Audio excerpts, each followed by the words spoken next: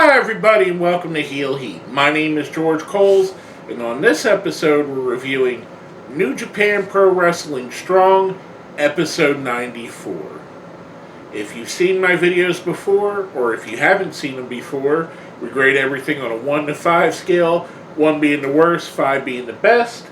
Let's jump right into this. First match of the show we have Killer Kross versus Yuya Uemura. I've talked at length on these previously, how I think Uemura is going to be a big star. He's definitely got that it factor. He's getting better and better. However, I think this match was a little bit of a letdown. And don't get me wrong, I think it was a good match. Killer Kross to me, and I like Killer Kross. Again, I don't think he's a fit for New Japan or the New Japan style. I feel like Killer Kross is a better fit in a place where he can tell a story, where the story is more important than the in-ring talent. And New Japan, the in-ring, most of the time, is more important than the story you're telling. Killer Kross is a fantastic storyteller. He's a fantastic, and I hate to say this because it's going to sound bad, he's a fantastic sports entertainer. He's got that all down. And it's not a knock on him. I think he's great at it. I just don't think he's a fit for this style. That being said, he does pick up the win here over Yuya Uemura. I don't know if I would have done that. I understand he's a bigger name, and I understand the Japanese culture and the excursion and the fact that Uemura has to learn to beat the wrestlers that are more prominent than him, aka Killer Kross. I just think when I look at Uemura, I see a star. I look at Killer Kross in New Japan, I don't see it as a perfect fit. I think he'd be awesome going back to Impact, which I don't know if he will. I think he's awesome in AAA. I thought he was good in good in NXT. Not good on the main roster because they did some questionable things with him there. However, I think if you could get him in a place where he could tell those complex storylines, where he could have that special entrances that he had in NXT, especially with Scarlett. I mean, so those were some of the best entrances since The Undertaker. I just don't think he's a fit here. Because of that, I'm giving this match a 3. I thought it was good. Could have been better. Next up, we get QT Marshall versus Carl Fredericks. Carl Fredericks, another guy that I've raved about on New Japan Strong as being the next generation of stars. I think he's coming along very well, just like Uemura. The stuff that Shibata is doing with these guys is kind of impressive, really, because he's taken a whole crop of wrestlers, and he's built people that I think are going to be stars. Uemura, Narita, Carl Fredericks here, a couple others that I'm not thinking of right off the top of my head, all look like they can take that next step very soon.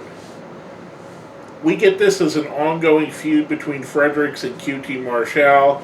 QT had offered Fredericks to join the factory. And it's funny on commentary how they talk about how successful the factory is when I honestly can't remember them winning a match. I don't know if I probably have seen them win matches other than a Go-Go. I haven't seen Solo or Camarado win a match, and QT definitely for a while. At least it pops up in my head. I thought this was a good match, a decent match. I feel, again, I think Carl Fredericks is a little bit above this and should be beyond something like this. But I see where this is an evolution of him. He's getting to get wins off of a named talent, which QT Marshall kind of is. Fredericks, if you haven't guessed by me just saying that, picked up the win here. Afterwards, we get QT offering to shake his hand, which brings in Aaron Solo and Nick Camarado to jump in from behind. They're working him over. A guy with a hood comes out and a face mask, and it's more of a like a doctor's face mask or the face masks that we've had to wear over the last 2 years. I don't want to say the word because I know that the YouTube doesn't like us saying that word, but you know what I'm talking about. The mask that a lot of people have had to wear. And he kind of makes a save for Fredricks. He hits a Uranagi and a BME, best moonsault ever. Pulls the hood down, takes off his jacket, takes off his mask. Christopher Daniels. I really enjoyed this. I enjoyed the after. The match, I liked the after more than the match. I thought the match was just okay. But with the after added in, the fact that they got Christopher Daniels there, I love Christopher Daniels. I think that's a great position for him. Being on a show like New Japan Strong, with a guy with that much knowledge and that much talent, if he can help the younger wrestlers grow into better wrestlers, there's no better way to use CD than to have him there. Overall, I'm giving the whole thing a 4. I thought it was really good. I enjoyed it.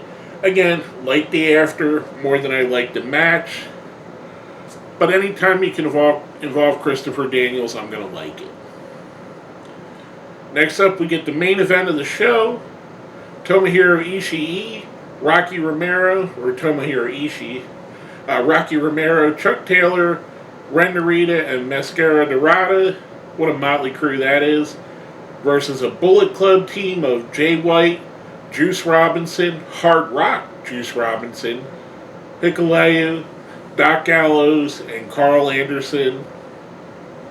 I thought this was a fun match. I really did. This is the kind of thing that you expect to see on like a New Japan show. If you like one of their opening matches, one of their opening couple matches. I understand why it was a main event here because this isn't.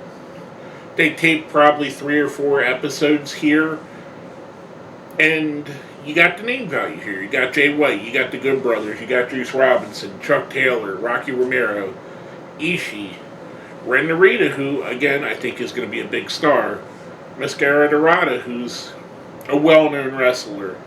So I see why they did this as a main event. I understand. I don't hate its placement here. It just reminds me of what you would see normally in one of the first couple matches on a New Japan show. Not New Japan Strong, but like, let's say like Dominion or I'm thinking Dominion because at the time of this recording it's only going to be a couple hours away. Or like Wrestle Kingdom or any of the Best of the Super Juniors or any show that you could think of. You understand what I'm saying if you watch New Japan. I thought this was a really solid match. I think Hikuleo got to shine really well in this. I like his development. He's starting to develop more fitting into his skin. I think the addition, him being around Doc Gallows, I think is going to help him a lot because he can show him how to work as a big man a little bit more than he's had recently. They haven't really had any monsters in New Japan or tall monsters for a little while. So I think Gallows will really help his development. He's already got most of it there.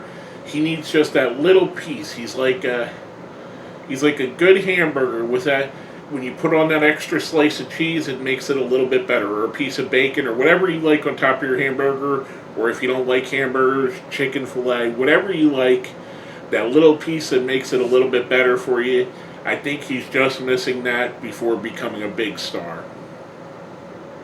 All in all, the Bullet Club team wins.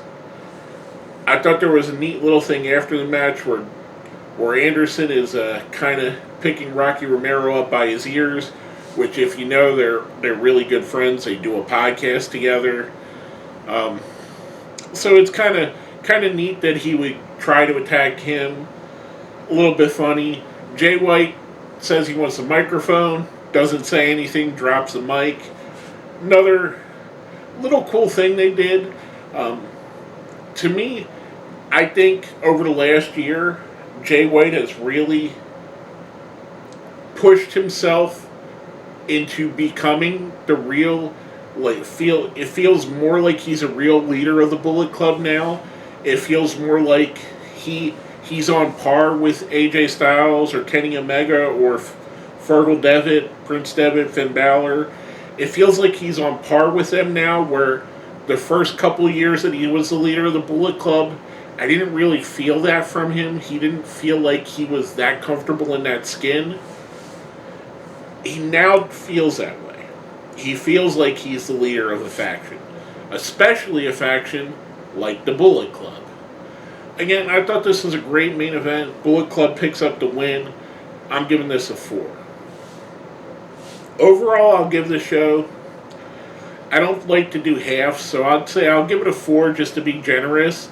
It probably would be 3.5 if I did halves, but I'm going to say a 4. A solid show. Some interesting developments.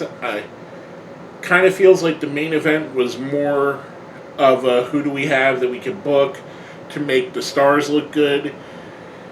I like the feud going on with QT Marshall and Carl Fredericks. Yuya, I would have liked to see him beat Killer Cross, but hey, I can't have every if every match went the way I wanted it to, there'd be craziness in wrestling, and I don't know that anybody else other than me would like that. And I feel, and everybody's that way. Whatever you may like, I may not like. And whatever you would have booked, I may not have. You may love the fact that Killer Cross got a win here. And I'm not saying he didn't deserve it. Don't get me wrong. I just think Yuya needs that step forward.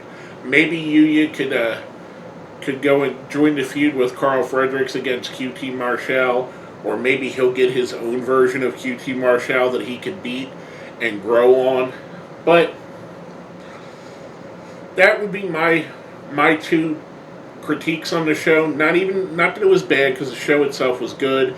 Again, week to week, it is my favorite wrestling show. I really enjoyed it. Again, I'll give it a 4. And if you made it all the way to the end, because I feel like I've left some bad vibes out there for Killer Cross.